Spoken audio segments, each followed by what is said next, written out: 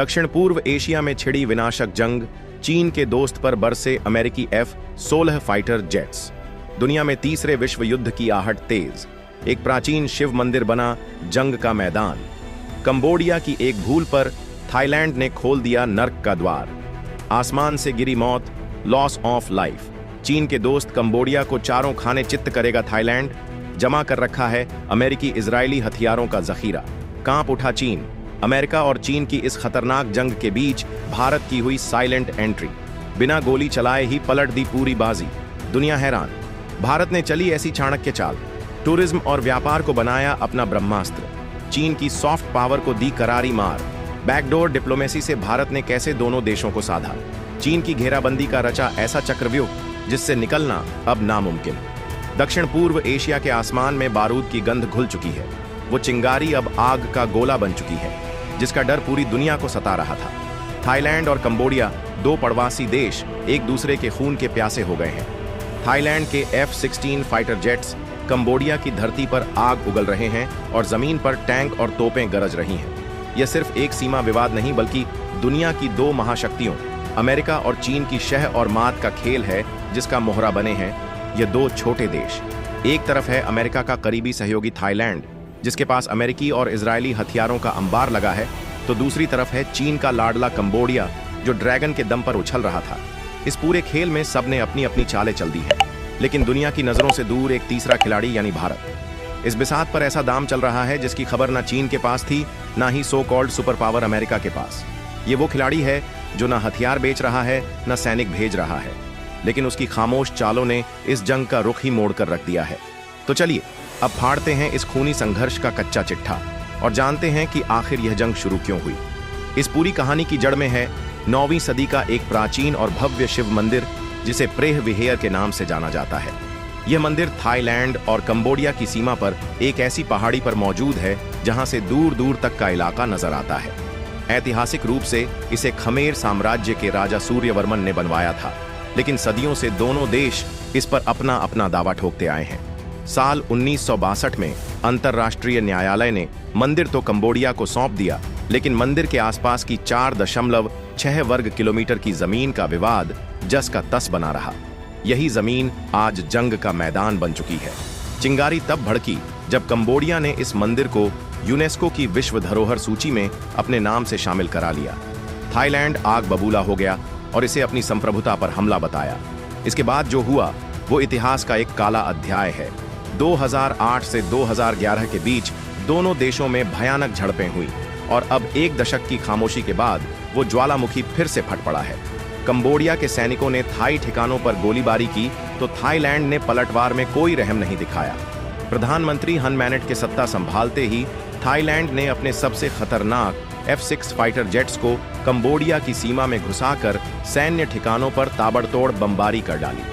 Cambodia के प्रधानमंत्री ने तुरंत फेसबुक पर जंग का ऐलान करते हुए कहा, हमारे पास सैन्य आक्रमण का जवाब देने के अलावा कोई चारा नहीं है। उन्होंने संयुक्त राष्ट्र सुरक्षा परिषद को चिट्ठी लिखकर मदद की गुहार लगाई। वहीं थाईलैंड ने खुली धमकी दी है कि अगर कंबोडिया पीछे नहीं हटा तो अंजाम बहुत बुरा होगा। ये कोई छोटी मोटी झड़प नहीं, बल्कि एक फुल स्केल वॉर की शुरुआत है, जिसमें दक्षिण पूर्व एशिया की शांति और स्थिरता दांव पर लग चुकी है। थाईलैंड बनाम कंबोडिया, कौन कितना ताकतवर? अब सवाल उठता है कि इस जंग की बिसात पर कौन सा खिलाड़ी ज्यादा ताकतवर है। क्या चीन का दोस्त कंबोडिया अमेरिका के साथ ही थाईलैंड को टक्कर दे पाएगा? तो इसका जवाब आंकड़ा में छिपा है, और यह आंकड़े कंबोडिया के लिए किसी बुरे सपने से कम नहीं है। किसी भी देश की ताकत 3 पैमानों पर नापी जाती है: आबादी, अर्थव्यवस्था और सैन्य शक्ति, और इन तीनों ही मामलों में थाईलैंड कंबोडिया को मीलों पीछे छोड़ देता है। थाईलैंड की आबादी जहां 7 करोड़ 1 लाख है, वहीं कंबोडिया की आबादी सिर्फ 2 करोड़ के करीब है। अब आते हैं सैन्य ताकत पर। ग्लोबल फायर पावर की 2025 की रिपोर्ट के अनुसार थाईलैंड के पास 36,000 सक्रिय सैनिक हैं और 2 लाख सैनिक रिजर्व में बैठे हैं, जो एक इशारे पर जंग के मैदान में कूद सकते हैं। इसके मुकाबले कंबोडिया के पास सिर्फ 2,200 सैनिक हैं और रिजर्व फोर्स के नाम पर उसके पास कुछ भी नहीं है। रक्षा बजट का फासला तो और भी चौंकाने वाला है। थाईलैंड हर साल अपनी सेना पर $5 अरब से ज्यादा खर्च करता है। कंबोडिया का रक्षा बजट $1 अरब से भी कम, महज 84 करोड़ है। अब बात करते हैं हथियारों की, जो इस जंग का फैसला करेंगे। थाईलैंड की वायुसेना किसी भी दुश्मन को नेस्तनाबूद करने का दम रखती है। उसके पास 72 लड़ाकू विमानों का बेड़ा है, जिनमें अमेरिका के सबसे घातक F-16 और स्वीडन के ग्रिप एंड फाइटर जेट्स शामिल हैं। यही वो F-16-6 जिनसे उसने कंबोडिया में तबाही मचाई है। इसके अलावा थाईलैंड के पास 7 खतरनाक अटैक हेलीकॉप्टर भी हैं, जबकि कंबोडिया के पास एक भी नहीं है। जमीनी लड़ाई में टैंक सबसे अहम होते हैं। यहाँ कंबोडिया थोड़ा बेहतर दिखता है, जिसके पास 644 टैंक हैं, जबकि थाईलैंड के पास 635 टैंक हैं।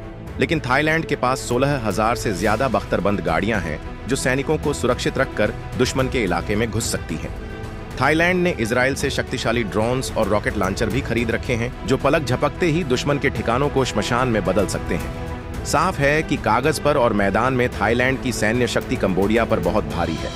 चीन अपने दोस्त को हथियार तो दे सकता है, लेकिन थाईलैंड से सीधी जंग मोल लेने का मतलब है अमेरिका से पंगा लेना, और चीन यह गलती कभी नहीं करेगा। भारत का साइलेंट मास्टर स्ट्रोक, बिना हथियार के जंग जीतना। जब पूरी दुनिया थाईलैंड के F-16 और कंबोडिया की तोपों की गिनती कर रही थी, जब अमेरिका और चीन अपने अपने मोहरों को शह दे रहे थे, तब इस खेल में एक ऐसे खिलाड़ी की एंट्री हुई जिसकी चालें खामोश थी, लेकिन असर किसी परमाणु बम से कम नहीं था। वह खिलाड़ी है भारत। भारत ने इस पूरे विवाद में एक भी बयान जारी नहीं किया, न किसी का पक्ष लिया, लेकिन पर्दे के पीछे उसने ऐसा चक्रव्यूह रचा कि चीन की सारी रणनीति धरी की धरी रह गई। भारत का ब्रह्मास्त्र बना इकोनॉमी और सॉफ्ट पावर। इसे समझिए, थाईलैंड की अर्थव्यवस्था का एक बड़ा हिस्सा चीन से आने वाले टूरिस्टों पर निर्भर था। चीन इसी बात का फायदा उठाकर थाईलैंड पर अपना दबदबा बनाता था, लेकिन भारत ने यहाँ पूरा खेल पलट दिया। जैसे ही चीन में आर्थिक सुस्ती आई और चीनी पर्यटक कम हुए, भारत ने अपने नागरिकों के लिए थाईलैंड के दरवाजे खोल दिए। नतीजा 2024 से 25 में रिकॉर्ड 21 लाख भारतीय पर्यटक थाईलैंड पहुंचे, जिससे थाईलैंड की डूबती टूरिज्म इंडस्ट्री को अरबों डॉलर का सहारा मिला। भारत थाईलैंड का दूसरा सबसे बड़ा टूरिज्म मार्केट बन गया। इस एक चाल ने थाईलैंड को चीन पर आर्थिक निर्भरता से आजाद कर दिया। यह तो सिर्फ पहला दांव था। भारत का दूसरा और सबसे घातक हथियार था कल्चरल डिप्लोमेसी। भारत ने एक्ट ईस्ट पॉलिसी के तहत थाईलैंड में योग, आयुर्वेद और रामायण से जुड़ी सांस्कृतिक जड़ें को इतना मजबूत किया कि वहां की जनता में भारत के प्रति एक स्वाभाविक झुकाव पैदा हो गया। यह भारत का सॉफ्ट पावर स्ट्राइक था, जो थाईलैंड के जनमानस को धीरे धीरे चीन के प्रभाव से दूर कर रहा था। भारत यहीं नहीं रुका। उसने अपनी कूटनीति का ऐसा जाल बिछाया कि चीन छटपटा कर रह गया। भारत ने थाईलैंड और कंबोडिया दोनों देशों के सैन्य अधिकारियों को अपने डिफेंस कॉलेजों में ट्रेनिंग दी है। इसका मतलब यह है कि जंग के मैदान में भले ही दोनों देश एक दूसरे के दुश्मन हो, लेकिन तकनीकी और रणनीतिक भरोसे के लिए वह भारत की ओर ही देखते हैं। चीन का चक्रव्यूह और भारत की चाणक्य नीति 2.0। भारत की इन खामोश चालों ने चीन को एक ऐसे दौराहे पर लाकर खड़ा कर दिया है, जहां से उसके लिए आगे कुआंओं और पीछे खाई वाली स्थिति बन गई है। सोचिए, चीन का दोस्त कंबोडिया पिट रहा है, लेकिन चीन चाहकर भी उसकी मदद के लिए अपनी सेना नहीं भेज सकता। क्यों? क्योंकि थाईलैंड से लड़ना मतलब सीधे तौर पर अमेरिका और उसके सहयोगियों से दुश्मनी मोल लेना, जिसके लिए चीन अभी तैयार नहीं है। दूसरी तरफ वो थाईलैंड पर आर्थिक दबाव भी नहीं बना सकता, क्योंकि भारत ने 16.5 अरब डॉलर के व्यापार और 21 लाख पर्यटकों का सुरक्षा कवच थाईलैंड को दे दिया है। भारत ने थाईलैंड को चीन का एक मजबूत विकल्प थमा दिया है। यह है भारत की साइलेंट स्ट्राइक, जिसने चीन की चेकबुक डिप्लोमेसी की हवा निकाल दी। भारत का मास्टर स्ट्रोक यहीं खत्म नहीं होता। भारत ने चीन के दोस्त कंबोडिया को चुपचाप घेरने की भी तैयारी कर ली है। वो कंबोडिया के पड़ोसी देशों जैसे लाओस और वियतनाम में अपना निवेश और प्रभाव बढ़ा रहा है। इससे कंबोडिया पर एक मनोवैज्ञानिक दबाव बनेगा और उसकी चीन पर निर्भरता उसके लिए ही एक खतरा बन जाएगी। इसे कहते हैं असली चाणक्य नीति। दुश्मन को सीधे मारने की बजाय उसे इतना कमजोर और अकेला कर दो कि वह खुद ही घुटने टेक दे। भारत आज दक्षिण पूर्व एशिया में वही कर रहा है। वो ना तो अमेरिकी कैंप का हिस्सा बन रहा है, ना ही किसी गुटबाजी में पड़ रहा है। थाईलैंड और अमेरिका के साथ भारत के बढ़ते त्रिकोणीय सैन्य अभ्यास जैसे मालाबार इस बात का संकेत है कि भविष्य की रणनीति का केंद्र अब भारत बन रहा है। अब सवाल आपके लिए, आपको क्या लगता है? क्या भारत की यह टूरिज्म डिप्लोमेसी और साइलेंट स्ट्राइक चीन की विस्तारवादी नीति पर सबसे बड़ा प्रहार है? क्या भारत इसी तरह खामोशी से चीन को हर मोर्चे पर मात देता रहेगा?